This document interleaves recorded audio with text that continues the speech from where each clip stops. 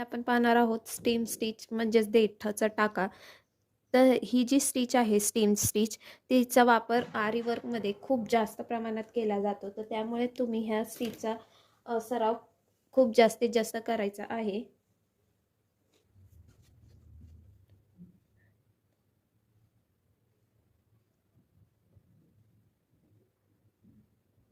तर ही जी chain stitch आहे ती स्टिच करत असताना त्या स्टिचचा आकार हा जास्त मोठाही घ्यायचा नाही.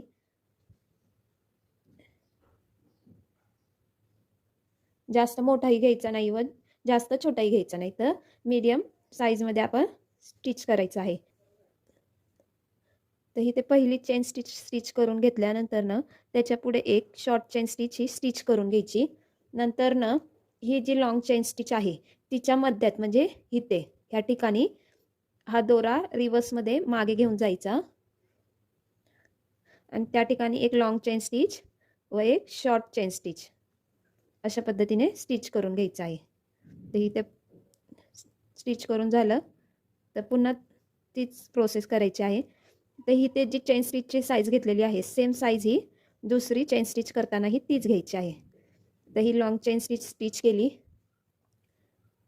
तर पुन्हा एक शॉर्ट चेन स्टिच, दोरा मागे घेऊन जायचा, एक लॉंग चेन स्टिच व एक शॉर्ट चेन स्टिच, पुन्हा दोरा पुढे आणायचा,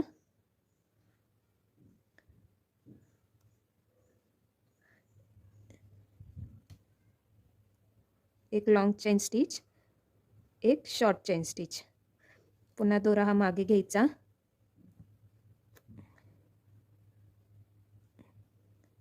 पुन्हा हा दोरा पुढे आणायचा,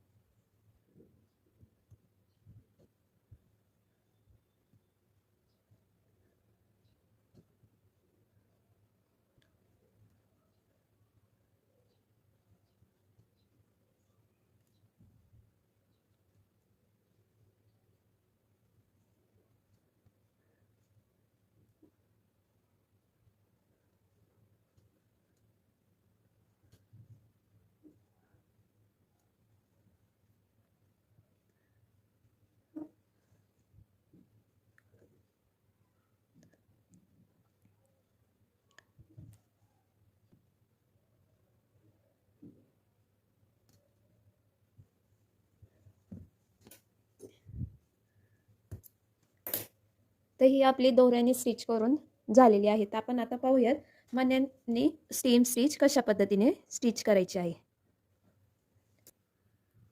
तर इथे मण्यांनी स्टिच करण्यासाठी कॉटनचा हा दोरा घेतलेला आहे आणि हे शुगर बीट्स आहेत. तर मण्यांनी स्टीम स्टिच करत असताना एका लूपमध्ये हे 6 मणी ओवून घ्यायचे आहेत. 4-5 असे मणी ओवायचे नाही, कारण जर थोडे मणी आपण ओवले तर आपली जी स्टीम स्टिच आहे मण्यांनी केलेली तिचा आकार हा व्यवस्थित दिसणार नाही. त्यामुळे शक्यतो 6च मणी नेहमी स्टीम स्टिच करत असताना ओवून घ्यायची आहे. तर ही पहिली चेन स्टिच करून झाल्यानंतर ना त्यापुढे एक शॉर्ट चेन स्टिच करून घ्यायची आहे. तर ही शॉर्ट चेन स्टिच ही करून झालेली आहे. तर नंतर काय करायचं आहे, हा जो तिसरा मणी आहे त्याच्या खाली आपण इथे एक लॉंग चेन स्टिच व एक शॉर्ट चेन स्टिच अशा पद्धतीने स्टिच करून झाल्यानंतर पुन्हा 6 मणी हे ओवून घ्यायचे आहेत. तर हे 6 मणी ओवून झाले तर बरोबर जे मणी आहेत बरोबर रेषेवरच स्टिच करून घ्यायचं आहे. तर ही लॉंग चेन स्टिच पुन्हा शॉर्ट चेन स्टिच तर हे झालं. त्यानंतर पुन्हा तिसऱ्या मणीच्या खाली यायचं आणि एक लॉंग चेन स्टिच व एक शॉर्ट चेन स्टिच,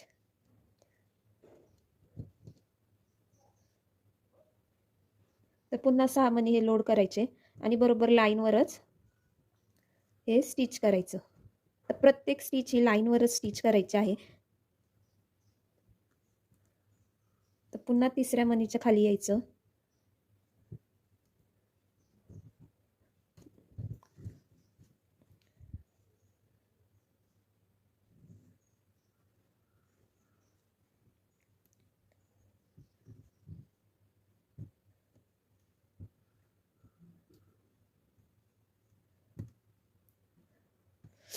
तर इथे मणीच्या खाली स्टिच करत असताना बरोबर लाईनवरच स्टिच करायचं आहे.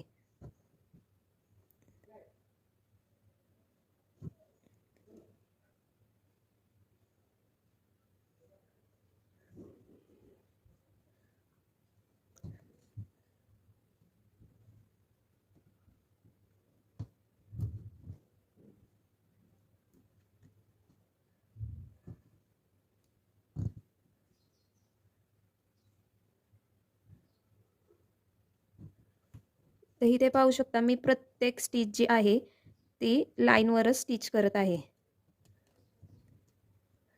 तर ही मागे जी आपण स्टिच करत आहोत ती सुद्धा लाईनवरच स्टिच करायची आहे.